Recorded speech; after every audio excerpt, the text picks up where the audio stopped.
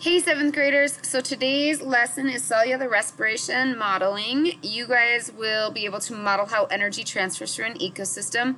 So we're going to talk a lot about, we know how producers get their energy now using photosynthesis, so how do other organisms in that ecosystem get their energy? And then we're also going to talk about plants a little bit more. Yesterday you guys learned that plants don't just do photosynthesis, they also go through cellular respiration. Really, what's the point of having food if they can't utilize that for energy? So they can make their own food, but they still have to use that food for energy. So plants also go through this process of cell respiration. So we're going to talk a little bit about that. And then I could model how ecosystems can survive with limited to no sunlight. So two ecosystems that we'll talk about are a cave ecosystem that definitely has living things in it, and then deep sea vents that definitely have living things in it, although limited. Okay? Alright, so your activity 1 warm-up, first thing you guys are going to do is you guys are going to read the mulberry tree and the silkworm. So you guys will right click and open up this article. It's a fairly short little article for you guys. It's about 4 paragraphs long. Remember that Amplify will read that to you if you guys click right here and then hit play. So read through that and then use the information in the article to make a prediction. I think producers do. So what you guys are basically looking for as you read that article is how much photosynthesis do producers do compared to how much cell respiration they do. So I think producers do, and then you guys will use the draw tool. Make sure you guys choose a color that I can see. If it's hard to tell, make it really obvious. So do you think they do the same amount of cell respiration as photosynthesis? More photosynthesis than cell respiration, or more cell respiration than photosynthesis? And then type down here to explain your answer. So circle here, type here. Okay? Alright, moving on, we're going to go ahead and test this out in the sim. Let me exit out of these really quick. Alright, so here's your guys' sim.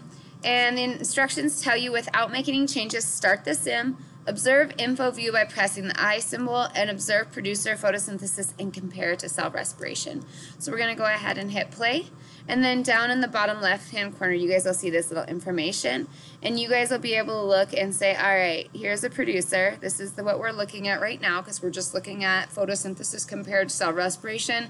Since none of these other organisms go through photosynthesis, that's irrelevant material for us to look at. So let's consider just the producers. You can see how many organisms we have in this little fake ecosystem. You can see how many energy storage molecules they're producing, but most importantly what you'll see is these 2 boxes right here. So how much cellular respiration is taking place per time unit and how much photosynthesis is taking place for time units. So you guys can kind of just look at those. They're not really changing a lot right now. And then you can compare, and what you guys will do is you'll come back and now give me your results. Okay, so do they do the same amount? Do they do more photosynthesis, or do they do more cell respiration? Alright, so once you guys have finished that, you guys are on to the next activity, which we're going to do together. So you guys can pause this as you need to work on the same modeling tool. And then this is very similar to one you guys did before. So I'll show you guys an example and then you guys will finish up the rest, and then the next one we'll go through together. So again, this should look familiar to you guys. It's not too different than what you've seen before when we did the photosynthesis model. You guys as you go will follow through the directions and check them off so you guys know you've completed them.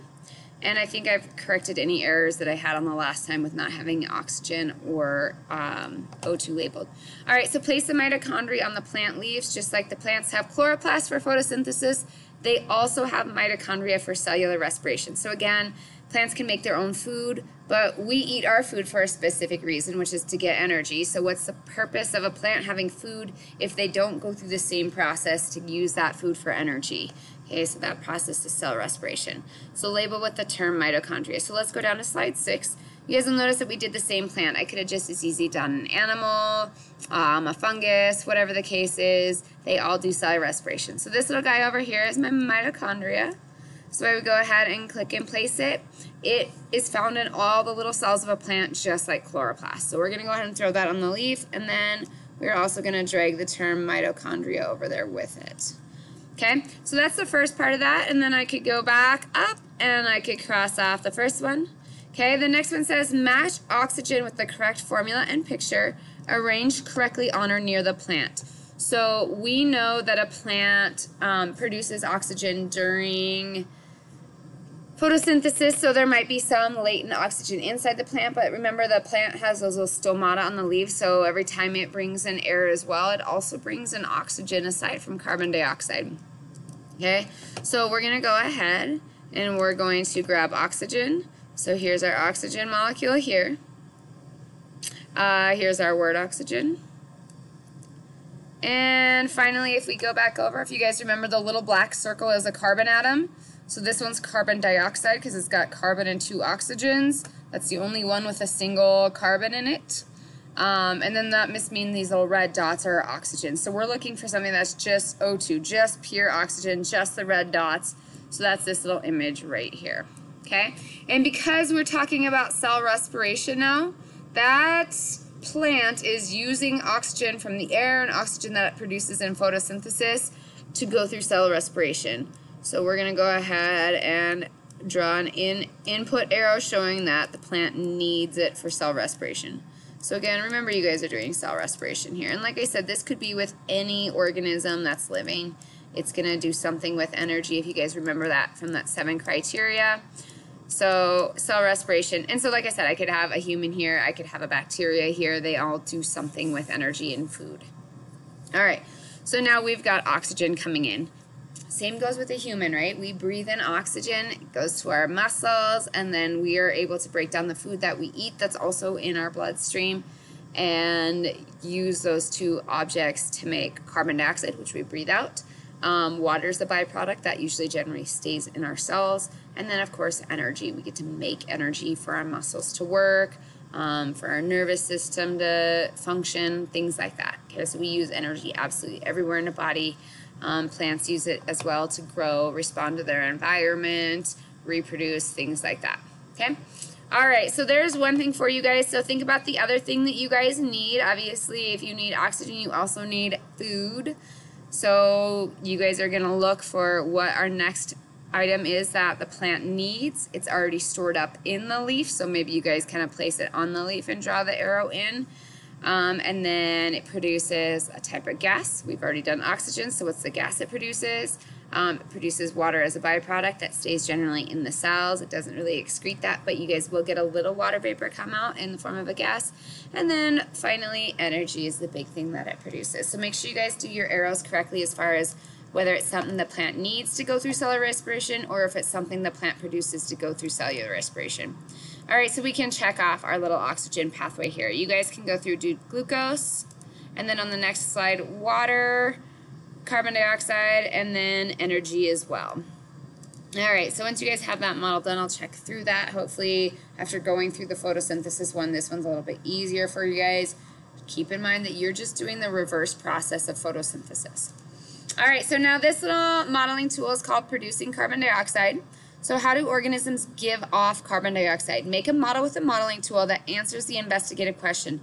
How do organisms give off carbon dioxide? So remember, we breathe in oxygen. We use the oxygen, and then we breathe out carbon dioxide. That's kind of our byproduct. So make a model with a modeling tool that answers the investigative question. How do organisms give off carbon dioxide? Remember to use what you saw when you compared the sim and the diagram.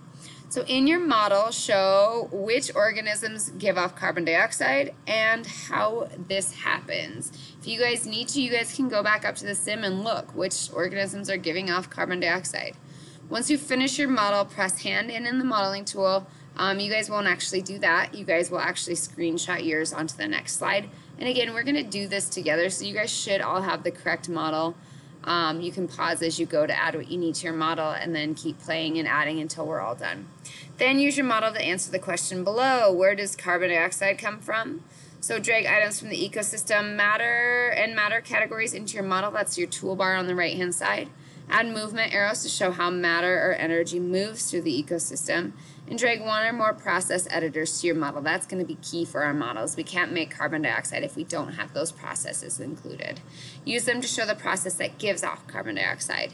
Name this process and show the input or outputs. You do not have to include all the items in your model. Carbon dioxide has already been added into the air in the ecosystem. All right, so let's go ahead and open our link up for our modeling tool. It's right here for us. Okay, so hold on one moment. Let me get the sim opening while since I just closed out of that. Alright, so your modeling tool again looks like this. Alright, and it looks like they've already added air for us. So we're going to go ahead and just start with the organisms that we need. So I'm going to move my picture here. Of course, we need sunlight. It's always nice to have sunlight in our ecosystem. Okay, and then let's go ahead and start with a producer. So I'm going to drag a producer out. Oh, never mind, missed it. So remember, you guys got to drag it to like the correct spot that highlights. I'm going to grab a primary consumer, a secondary consumer, and even a decomposer. Alright, so my producer, first thing I'm going to want to do there is add some energy storage molecules. We need energy storage molecules in absolutely all of these here. And we also need carbon dioxide, but I don't think it's going to let me drag it there. Alright, so then what we're going to do next is this process editor. So we're going to take a process out there. I don't think I can do more than one. So let's just talk about how our ESMs are made to begin with. So let's talk photosynthesis. Remember, for photosynthesis, we need energy from the sunlight, which we already have the sun in there.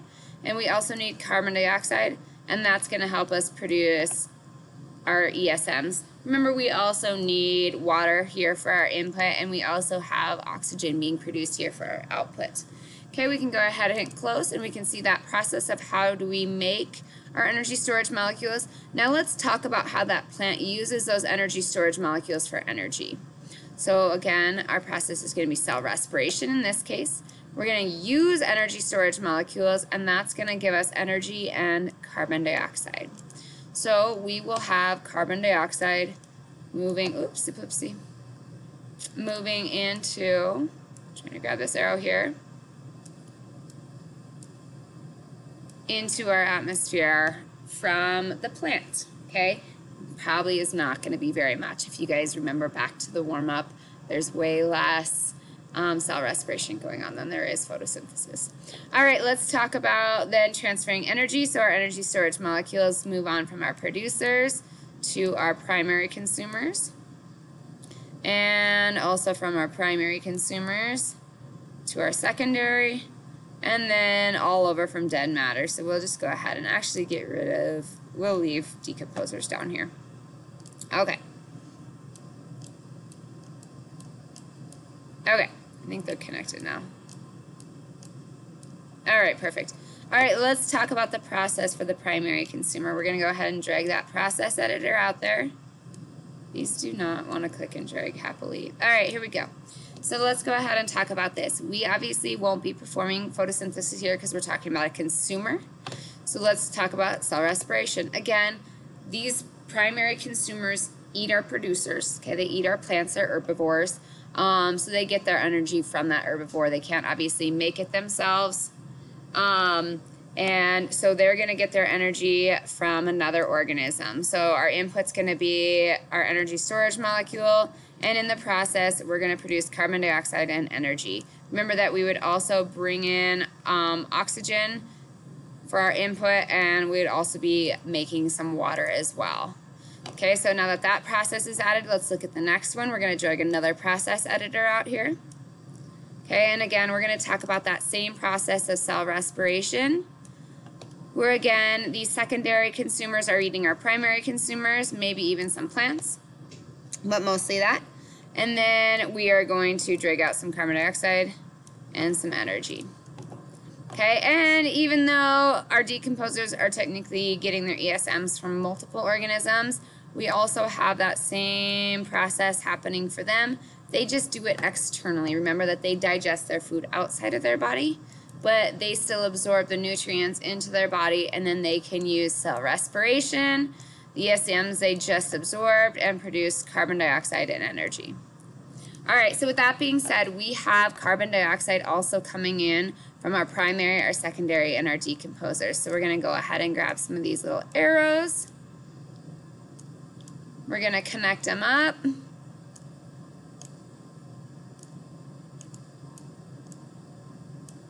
Oops. There we go.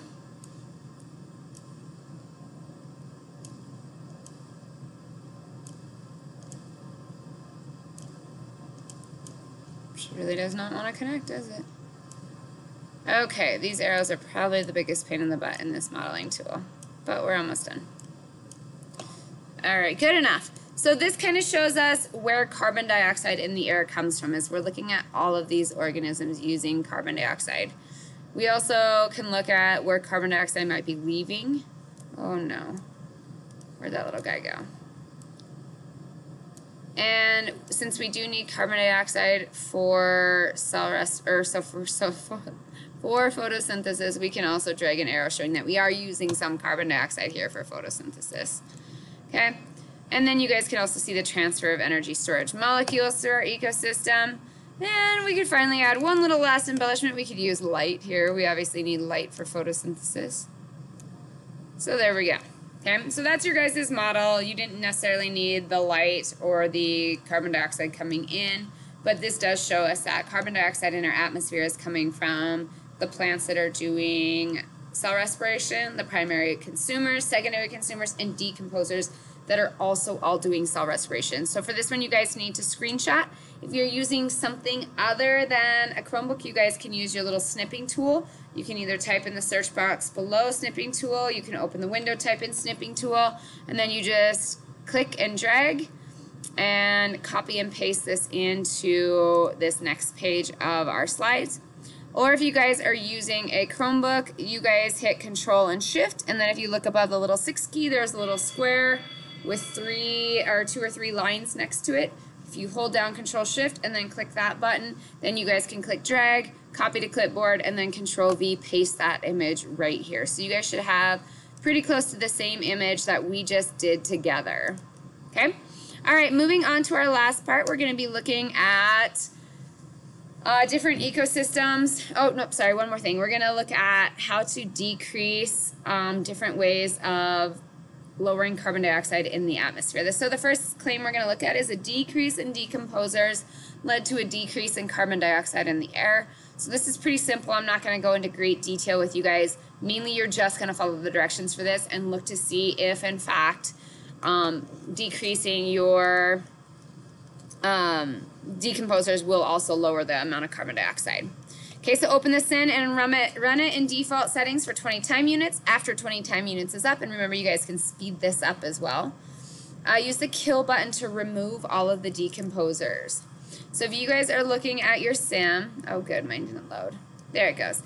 So if you guys are looking at your sim, obviously the kill button's easy to find, but you guys want to kill it so where around that little box there's absolutely 0 decomposers waiting there for you.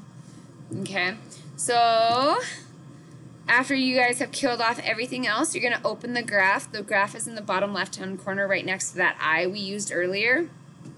And you guys are going to observe what happens to the carbon dioxide. So you're going to have to change some of those toggles below so you can see cell respiration and carbon dioxide again once this gets loaded. There we go. All right, so you're going to hit play. You guys can speed it up. Once you guys have speeded up, you guys will pause it. You'll kill everything, so all these little gray fungi need to disappear. And that's how you know you killed it. You guys can just click and hold down as well. There we go, got them all. Okay, and then you guys will go to the graph, and I'm not going to hit play. You guys will need to hit play. But what you guys need to look on here is cell respiration is one of the buttons you need, and then the other one you guys need is carbon dioxide. So you guys will turn off the carbon, turn on the carbon dioxide, and then if you hit play, you guys can pay attention to this little teal colored one and see what happens to the carbon dioxide. Okay, so from the graph, what happened to the carbon dioxide over time after all of the decomposers were removed? And then play with the sim some more. What is one more way you can decrease the amount of carbon dioxide in the ecosystem? So you guys can hit reset and then find me one more way to decrease the carbon dioxide. Okay, ecosystems with no sunlight. Now we're moving on to our last part of this where we're talking about 2 ecosystems that have very little if no sunlight. So first things first, you guys are going to read Getting Energy in a Cave Ecosystem. This is hardly an article. It's barely even a paragraph. The main thing you guys are going to look on in this article is the captions. So like I said, you guys barely even have a full paragraph there.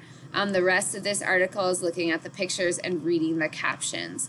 So you guys will learn a little bit about these deep cave organisms and where they get their energy from. Okay, then you guys will follow the link to the sim. Again, this is pretty self-explanatory. You guys are going to observe what an ecosystem looks like normally with sunlight. Okay, like a normal outdoor ecosystem. And then you guys will answer this question: where do energy storage molecules first appear in the ecosystem? For that, you guys will go to the View Cell option. So I'm going to exit out of my graph view here. And then you guys can click on View Cell, watch how that runs. Okay, so where does energy come from? You guys will say consumers, producers, decomposers, dead matter, or abiotic matter. So where do they first appear? And then you guys will answer these two questions. So basically, how do we make energy storage molecules? So that's just reviewing this process of photosynthesis and what's made during photosynthesis. Okay, so observe the energy storage molecules in producer cells by pressing View Cell. Consider how they are made. So that's what you're thinking about in that first part. And then energy storage molecules are made by combining two things. So it's the two things that we need to make ESMs using energy of the sun. And then now that we actually have made ESMs, what happens to them? So you guys will answer this second part based on cell respiration. So think of what you need for cell respiration and what we produce out of cell respiration. That's important. Okay, now you're going to observe that same one with no sunlight. So reset it. Set your sunlight to none. Underneath, you guys will just minimize the sun until it says none. So I think you click it 2 or 3 times. Okay. And then let it run for about 100 time units. So remember, you guys can speed that up to 4 times as fast. What eventually happens to the ecosystem and why did that happen? So make your prediction as to what you think happened there. Okay. And then in the article, obviously, you read a little bit about, there's not much sunlight in the cave, but does that mean that organisms can't leave the cave?